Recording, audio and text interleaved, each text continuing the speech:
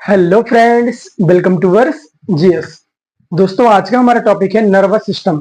यानी आज हम तंत्रिका तंत्र के बारे में अध्ययन करेंगे, जिसके अंतर्गत आज हम ह्यूमन ब्रेन के बारे में अध्ययन करेंगे। यानी मानव मस्तिष्क के बारे में आज हम अध्ययन करेंगे। तो दोस्तों, देर ना करते हुए आइए करते हैं वीडियो को शुरू। तो सबसे पहले जान लेते हैं दोस्तों, ह्यूमन ब्रेन होता कैसे है। तो आप देख सकते हैं ये ह्यूमन ब्रेन का स्ट्रक्चर बना हुआ है। यहाँ पर दोस्तों जो पार्ट होता है सबसे सामने वाला, उसको फोर ब्रेन कहा जाता है। यानी हम क्या बोलते हैं, उसको हम अग्र मस्तिष्क बोला जाता है। बीच का जो पार्ट होता है दोस्तों, ये बीच वाला पार्ट, इसको हम क्या बोलते हैं, मिड ब्रेन। और सबसे पीछे का पार्ट जो होता है दोस्तों, इधर का पार्ट होता है, उसको हम क्या बोलते हैं, हिंड ब्रेन।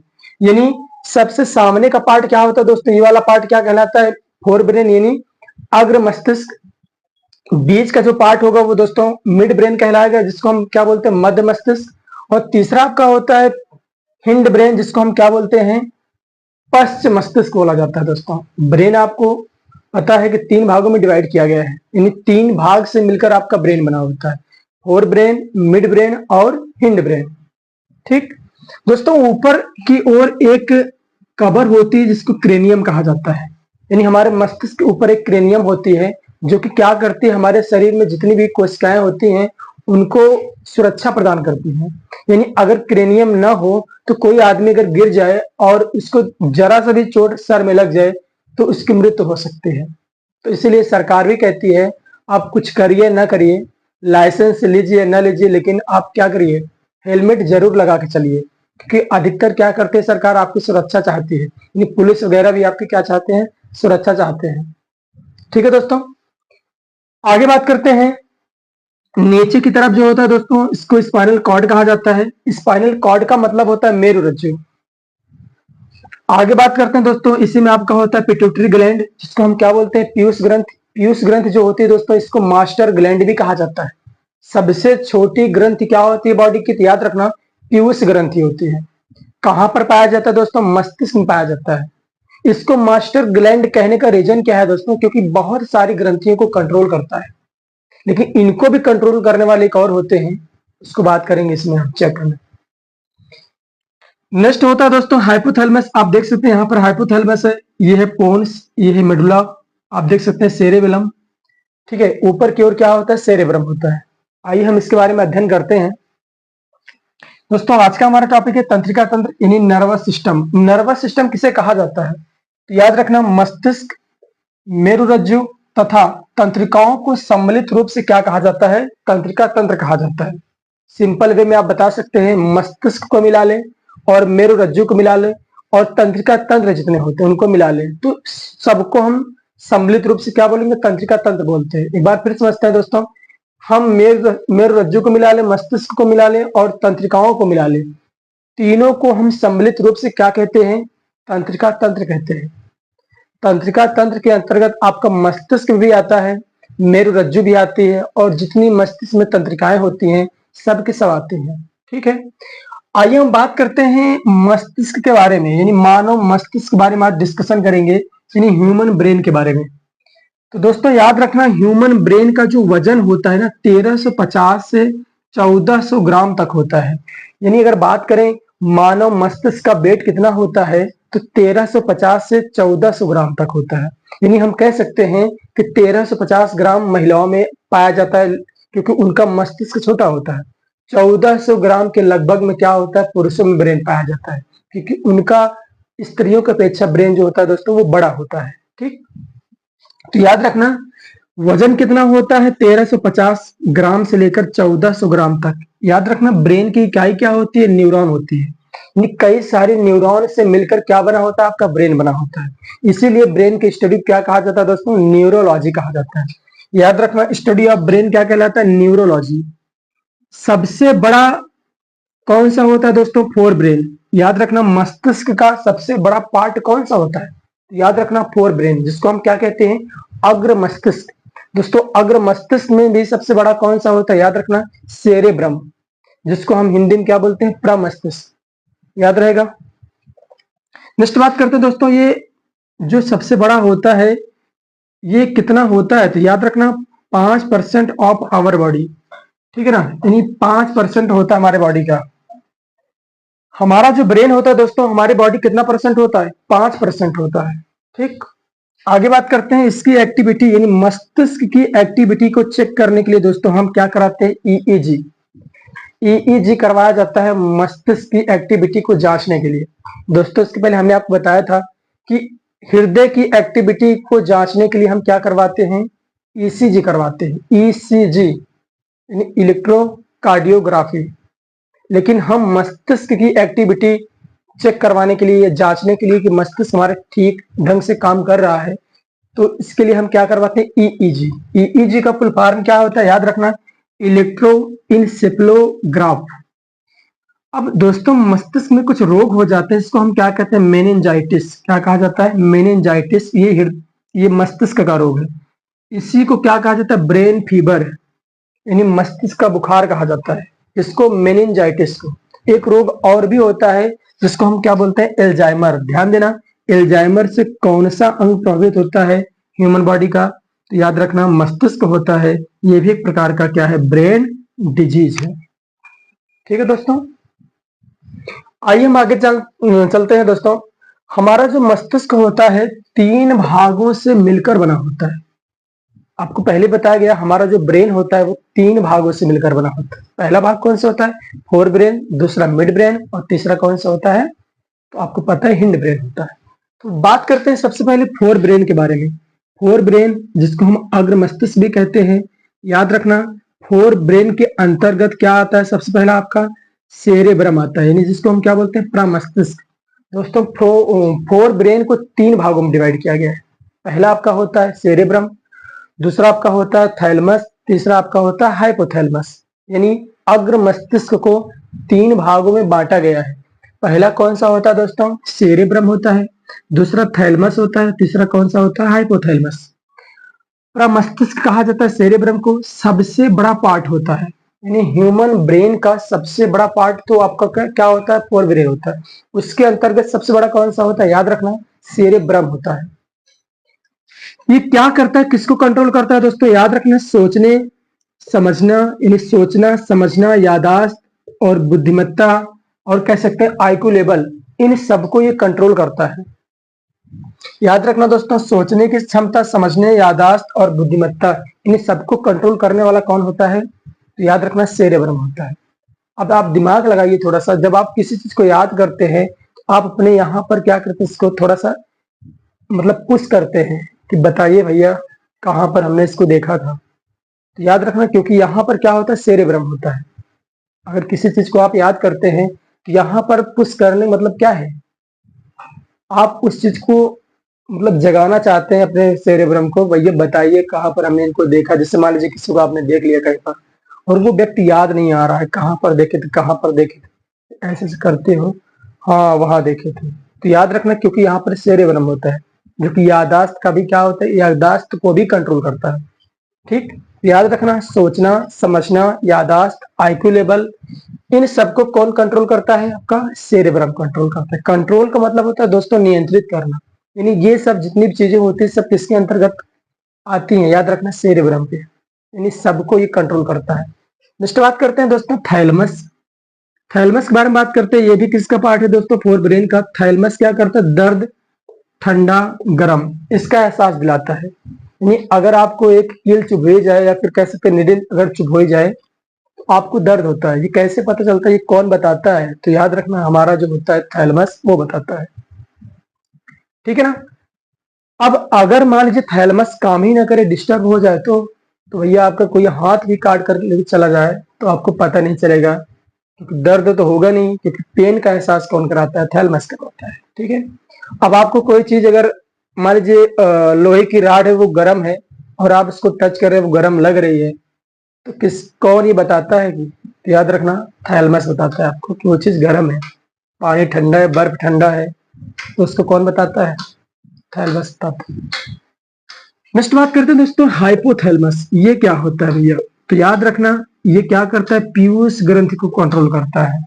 अभी तक आपने देखा कि पीयूष ग्रंथि को मास्टर ग्लैंड कहा जाता है, क्योंकि बहुत सारी ग्रंथियों को कंट्रोल करता है। इनके भी एक पिताजी हैं भैया, कौन? हाइपोथैलमस। ये इनको कंट्रोल करते हैं। तो याद रखना पीयूष ग्रंथि को कंट्रोल करने वाला कौन सा पार्ट होता है ब्रेन का? तो हाइपोथैलेमस होता है। ठीक है, भूख, प्यास, नफरत, बॉडी टेम्परेचर, गुस्सा और एक होता है प्यार, इन सबको कौन कंट्रोल करता है? तो याद रखना आपका हाइपोथैलेमस कंट्रोल करता है। यानी आपको भूख लगती है तो कैसे पता चलता है? तो आपका जो एक होता है, क्या कहते हैं इसको, हाइपोथैलेमस, वो आपको बताता है भैया भूख लगी, आप खाना खा लीजिए, प्यास लगी पानी पी लीजिए। प्यार दोस्तों और नफरत, ये भी कौन सूचित करता है आपके माइंड में? तो याद रखना वो आपका होता है हाइपोथैलेमस। ठीक है, अब ये बॉडी का टेम्परेचर भी कंट्रोल करता है दोस्तों। याद रखना बॉडी का टेम्परेचर भी कौन कंट्रोल करता है? यानी ज्यादा पसीना आ रहा आपको, कहीं गर्मी लग रही, कहीं ठंडी लग रही थी, कौन कंट्रोल करता है? तो याद रखना आपका कौन से करता है? हाइपोथैलेमस करता है। ठीक है, अगला है दोस्तों आपका मिड ब्रेन, यानी दूसरा पार्ट के बारे में हम बात करते हैं। दूसरा पार्ट है आपका मिड ब्रेन, जिसको मध्य मस्तिष्क कहा जाता है। इसके दो पार्ट होते हैं, एक होता है कार्पोरा, एक आपका होता है सेरिब्रल। ये पहला पार्ट क्या होता है? कार्पोरा। दूसरा कौन सा होता है? सेरिब्रल होता है। तो दोस्तों कार्पोरा काम क्या है? देखना सुनना, यानी किसी चीज को आप देखते हैं और सुनते हैं तो ये कौन बताता है, कौन कंट्रोल कर रहा है? तो आपका एक है बेटा, कौन सा है? तो याद रखना कार्पोरा, ये कंट्रोल करता है इसको। कार्पोरा क्वार्टिजिमिना भी कहा जाता है दोस्तों इसको पूरा नाम में। सेरिब्रल आगे बात करते हैं दोस्तों। सेरिब्रल को तो ये क्या करता है दोस्तों? ये मस्तिष्क को मेरुरज्जु से जोड़ता है। यानी आपका जो मस्तिष्क है इसको मेरुरज्जु यानी स्पाइनल कॉर्ड से जोड़ने वाला कौन सा होता है? तो याद रखना आपका कौन सा होता है? सेरिब्रल होता है। ठीक है, तो देखने सुनने को कौन कंट्रोल करता है? कार्पोरा। सेरिब्रल क्या करता है? मस्तिष्क को मेरुरज्जु से जोड़ता है। याद रखना दोस्तों ये कार्पोरा और सेरिब्रल किसके पार्ट है? मिड ब्रेन के पार्ट है। आगे बात करते हैं दोस्तों हिंड ब्रेन, जिसको हम क्या बोलते हैं? पश्च मस्तिष्क, यानी पीछे का सबसे। ठीक, इसके तीन पार्ट होते हैं, एक होता है सेरेबेलम, दूसरा होता है पोन्स और तीसरा होता है मेडुला ऑब्लंगेटा। याद रखना दोस्तों पश्च मस्तिष्क के भी तीन पार्ट होते हैं। पहला आपका कौन सा होता है? सेरेबेलम, दूसरा आपका होता है पोन्स और तीसरा कौन सा होता है दोस्तों? याद रखना मेडुला ऑब्लंगेटा होता है। ठीक, आइए इनको देखते हैं ये क्या क्या कंट्रोल करते हैं। तो पहला आपका होता है दोस्तों सेरेबेलम, जिसको अनुमस्तिष्क कहा जाता है। तो याद रखना बॉडी का बैलेंस और मांसपेशियों पर नियंत्रण कौन करता है? इसको कौन कंट्रोल करता है? सेरेबेलम। ठीक है, बॉडी का बैलेंस, आप कैसे चल पा रहे हो, आप गिर भी तो सकते हैं क्योंकि खड़े हो आप, लेकिन इसको कंट्रोल कौन कर रहा है? तो आपका एक है सेरेबेलम, मस्तिष्क का पार्ट है सेरेबेलम, जो कि किसका है दोस्तों? पश्च मस्तिष्क का पार्ट है, ये कंट्रोल करता है। अब दिमाग लगाइए, कोई शराब अगर पी लेता है तो वो ठीक ढंग से चल नहीं पाता, इधर से उधर झूमता रहता, नहीं गिरता रहता है। क्या रीजन है? क्योंकि उस समय क्या होता है? सेरेबेलम डिस्टर्ब हो जाता है। जब वर्क नहीं कर पाएगा सेरेबेलम तो क्या करेगा? वो आदमी गिरता रहेगा। ठीक है ना, तो यही रीजन है। अब आगे बात करते हैं दोस्तों मांसपेशियों कंट्रोल यही करता है, क्योंकि अगर आपका ये हाथ उठ रहा है अपने आप तो कौन उठा रहा है? सेरेबेलम ही उठा रहा है। सोचो कैसे उठ रहा है? आपके कदम बढ़ रहे हैं तो कौन बढ़ा रहा है इसको? सेरेबेलम बढ़ा रहा है। ठीक है, आगे बात करते हैं दोस्तों पोन्स। एक होता है पोन्स जो क्या करता है? सोने और जागने को कंट्रोल करता है। यानी अगर आप सो रहे हैं और जग रहे हैं तो ये कौन कंट्रोल कर रहा है? तो आपका पोन्स किसका पार्ट है दोस्तों? पश्च मस्तिष्क का पार्ट है। नेक्स्ट बात करते हैं दोस्तों मेडुला ऑब्लंगेटा, ये किसको कंट्रोल करता है? ये अनैच्छिक क्रियाओं को कंट्रोल करता है दोस्तों। ये किसको कंट्रोल करता है? अनैच्छिक क्रियाएं कुछ होती हैं जो हमारे बस की बात नहीं होती दोस्तों। ऐच्छिक क्रियाएं क्या होती है, अनैच्छिक क्रियाएं क्या होती है? दिमाग लगाइए दोस्तों। ऐच्छिक क्रियाएं वो होती है जिस पर हमारा कंट्रोल हो, और जिस पर हमारा कंट्रोल ना हो वो अनैच्छिक क्रिया होती है। जैसे आपको आगे चलना है, आप चाहे तो ना चलें, चाहे तो चल सकते हैं, इस पर हमारा कंट्रोल है। भोजन को आप क्या कर सकते हैं, नहीं कर सकते, ये आप पर कंट्रोल है। लेकिन सपोज करिए आपने भोजन को निगल लिया और आप चाहे यही रोक दीजिए, यानी अमाशय से आगे छोटी हाथ में जाने ही ना दीजिए, क्या आपकी बस की बात है? नहीं है दोस्तों। याद रखना ये क्या है? अनैच्छिक क्रियाएं हैं। आगे बात करते हैं और जैसे आपका यहाँ पर दोस्तों एक होती है रेडियल धमनी, जो डॉक्टर इसको चेक करते हैं दोस्तों। यहाँ पर अगर आप देखेंगे इसको टच करके, आपकी नाड़ियां बताती है, नाड़ियां आपकी चलती रहती, पल्सेज, ये होती है दोस्तों रेडियल धमनी, याद रखना। ठीक है, अब ये आप रोक सकते हैं अपने दिल की धड़कन को, तो रुकेगा तो दोस्तों, लेकिन उस समय आप फिर नहीं रहेंगे। यानी कहने का मतलब है आदमी की मृत्यु के बाद दोस्तों वो आपका धड़कन जो है रुक सकता है, क्योंकि वही तो संकेत देता है कि आप इस दुनिया में नहीं है। ठीक है ना, तो दिल की धड़कन को भी नहीं रोक सकते, छींक वगैरह नहीं रोक सकते दोस्तों। ये सारी चीजें क्या है आपकी, कह सकते हैं ये अनैच्छिक क्रियाएं हैं। हमारी इच्छा के अनुसार जो हो दोस्तों वो ऐच्छिक क्रियाएं हैं, जो हमारी इच्छा से परे हो, यानी हम अपनी इच्छा से उसको रोक ना पाए। जैसे आप कह दें खाना अगर खाए बीच में रोक लीजिए तो नहीं रोक सकते, क्योंकि आपका काम है खाने का, यहाँ तक आपने मुंह में खाया दोस्तों, ये अच्छी क्रिया है। निगलने के बाद सारी प्रोसेस क्या है, अनैच्छिक क्रियाओं में आ जाएगी। ठीक है, आगे बात करते हैं दोस्तों। इसमें श्वसन आ सकता है, सांस लेना, बीपी, ब्लड प्रेशर दोस्तों रोक सकते हैं क्या, अगर आपने सांप देख ले तो आपका बीपी हाई हो जाता है। बुखार यानी कुछ अगर आपको कोई रोग हो गया, बीपी आपका लो हो जाता है। बीपी को भी आप रोक नहीं सकते दोस्तों। बीपी, नॉर्मल बीपी कितना होता है याद रखिए, 120/80 होता है दोस्तों। बीपी अगर 140/100 हो जाता है, इसको क्या कहा जाता है, हाई बीपी, जिसको हम क्या बोलते हैं, हाइपर टेंशन। यानी 140/100 हो जाएगा दोस्तों, तो क्या बोलेंगे इसको हम, हाइपर टेंशन यानी हाई बीपी। और ये अगर आपका 100/60 हो जाए तो याद रखना इसको लो बीपी कहा जाता है, जिसको हम क्या बोलते हैं इंग्लिश में, हाइपोटेंशन। याद रखना दोस्तों, बीपी को मापने का एक यंत्र होता है, जिसको हम क्या बोलते हैं, स्फिग्नोमैनोमीटर। ठीक है, तो याद रखना ना, अच्छी क्रिया है, श्वसन, बीपी, धड़कन, श्वसन दर, छींक आदि, ये सब क्या है, अनैच्छिक क्रिया है। इसको कंट्रोल नहीं कर सकते हो आप, इसलिए इसको कंट्रोल करने का काम किसका होता है, हमारी एक होती है ब्रेन का पार्ट, जिसको मेडुला ऑब्लिंगेटा कहा जाता है। ठीक है, आगे बात करते हैं दोस्तों, एक पार्ट और बचा है आपका स्पाइनल कॉर्ड, जिसको हम क्या बोलते हैं, मेरुरज्जु। ये क्या करता है दोस्तों, प्रतिवर्ती क्रिया को कंट्रोल करता है, यानी रिफ्लेक्स एक्शन को कंट्रोल करता है। इसको कंट्रोल करता है, रिफ्लेक्स एक्शन को। इसका सबसे पहले पता लगाने वाले एक वैज्ञानिक थे, इनका नाम क्या था, मार्शल हॉल ने पता लगाया था कि हमारे शरीर में एक स्पाइनल कॉर्ड भी पाया जाता है। कौन पता लगाने वाला था दोस्तों, मार्शल हॉल। ठीक है, थोड़ा सा प्रतिवर्ती क्रिया के बारे में जान लेते हैं दोस्तों। प्रतिवर्ती क्रिया क्या होती है, सपोज करिए आपकी आंख में एक मच्छर जाने वाला है और आपकी पलक तुरंत झपक जाती है, क्या रीजन, ये है दोस्तों प्रतिवर्ती क्रिया। क्योंकि जैसे वो मच्छर जाएगा या कोई कीड़ा जाएगा तो आंख तुरंत बंद हो जाती है, आपके बस की बात नहीं है, ये वही करती है आपकी पलक। अब आप दिमाग लगाइए, जैसे आप मान लीजिए आप रास्ते में जा रहे हैं और रात का समय है और आप मोबाइल में देखते हुए जा रहे हैं और बिजी हैं आप, और पीछे से थोड़ा सा अगर मान लीजिए कोई आपको डरा दे या फिर कोई जानवर थोड़ा सा हल्का सा आवाज आ जाए, आप तुरंत डर जाते हैं।